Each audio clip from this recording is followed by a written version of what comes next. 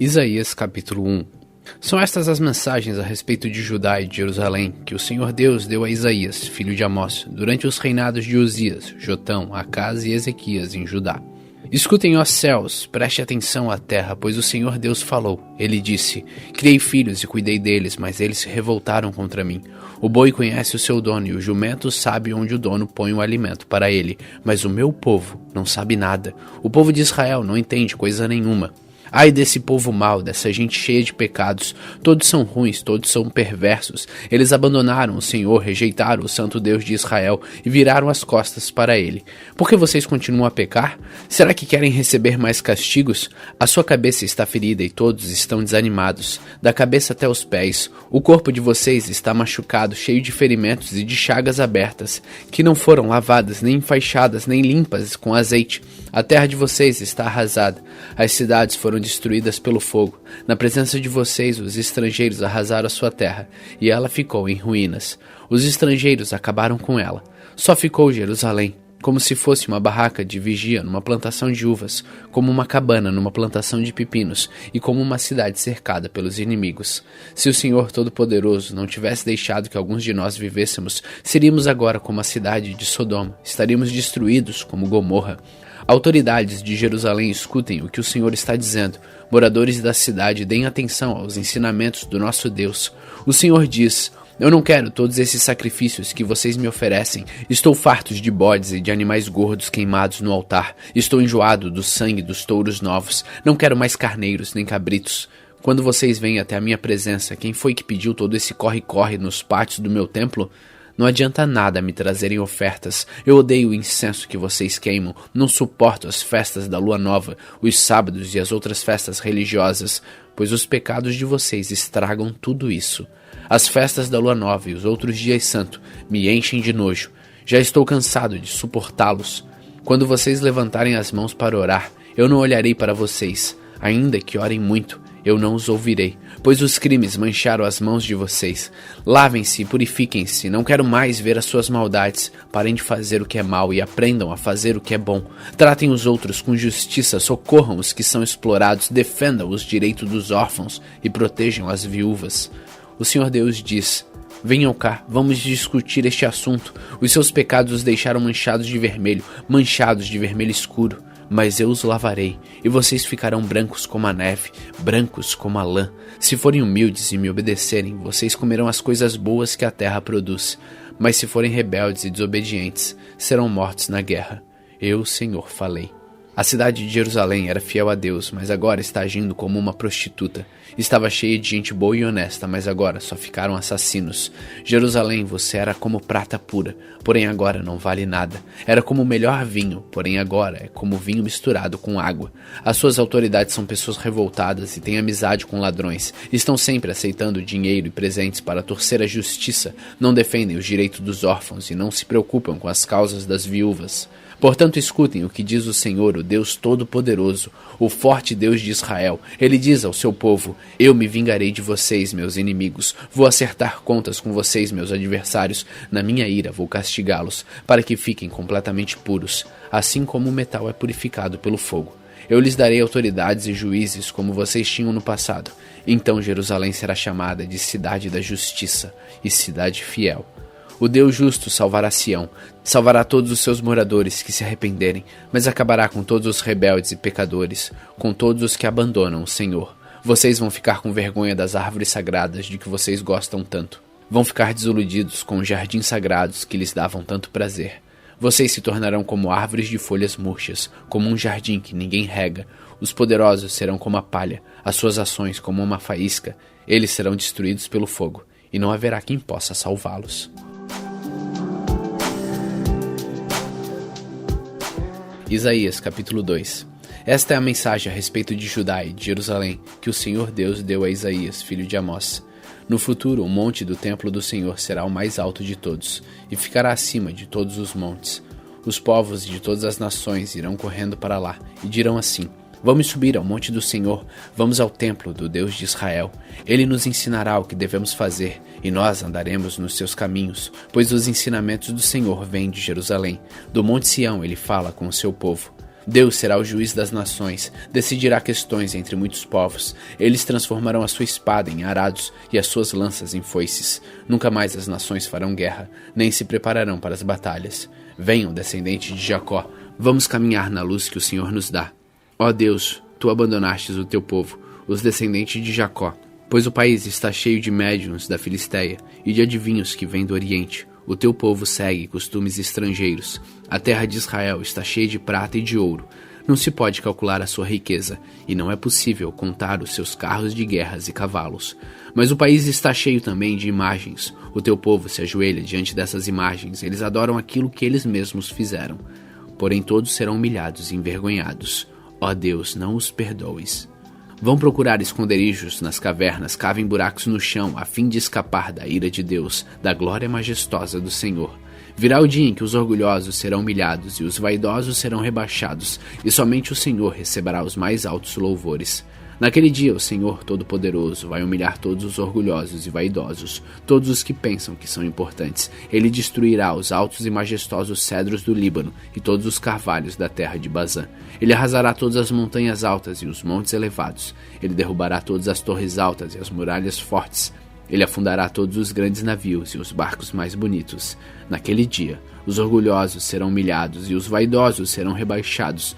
Somente o Senhor receberá os mais altos louvores, e todas as imagens desaparecerão. Quando o Senhor aparecer, os moradores da terra ficarão apavorados e fugirão para as cavernas. Eles descerão nos buracos profundos a fim de escapar da ira de Deus, da glória majestosa do Senhor. Naquele dia, todos pegarão as imagens de prata e de ouro, que eles mesmos fizeram para adorar, e as deixarão para os ratos e os morcegos. Quando o Senhor aparecer, os moradores da terra ficarão apavorados. Eles fugirão para as cavernas e se meterão nas fendas das rochas, a fim de escapar da ira de Deus, da glória majestosa do Senhor. Não confiem mais nos seres humanos, pois são mortais. Será que eles valem alguma coisa?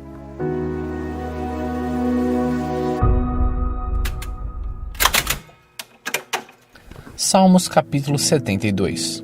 Ó Deus, ensina o rei a julgar de acordo com a tua justiça. Dá-lhe a tua justiça para que governe o teu povo com honestidade e trate com justiça os explorados.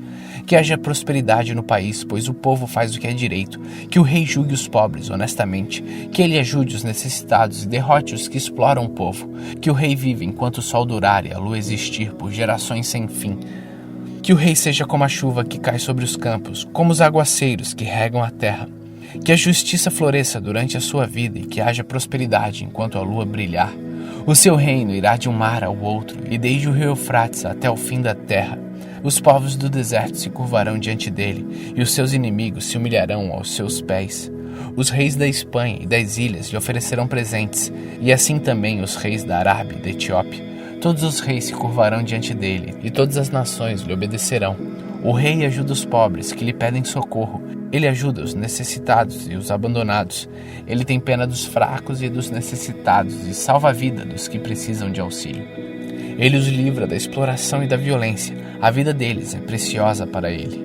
Viva o rei, que ele receba o ouro da Arábia, que todos os dias sejam feitas orações em favor dele e que Deus sempre o abençoe. Que no país haja fartura de cereais, que os montes fiquem cobertos de colheitas e produzam tanto quanto os montes Líbanos, que as cidades fiquem cheias de gente, como o capim cobre os campos, que o nome do rei nunca seja esquecido e que a sua fama dure enquanto o sol existir, que todos os povos peçam que Deus os abençoe, assim como ele tem abençoado o rei.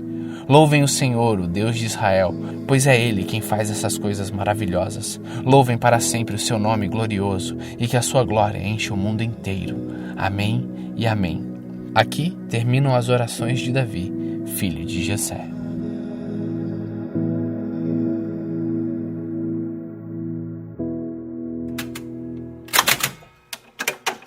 João capítulo 13. Faltava somente um dia para a festa da Páscoa. Jesus sabia que tinha chegado a hora de deixar este mundo e ir para o Pai. Ele sempre havia amado os seus que estavam neste mundo e os amou até o fim. Jesus e os seus discípulos estavam jantando.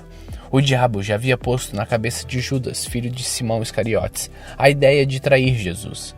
Jesus sabia que o Pai lhe tinha dado todo o poder e sabia também que tinha vindo de Deus e ia para Deus. Então se levantou, tirou a sua capa, pegou uma toalha e amarrou na cintura. E em seguida pôs água numa bacia e começou a lavar os pés dos discípulos e a enxugá-los com a toalha. Quando chegou perto de Simão Pedro, este lhe perguntou: vai lavar os meus pés, Senhor?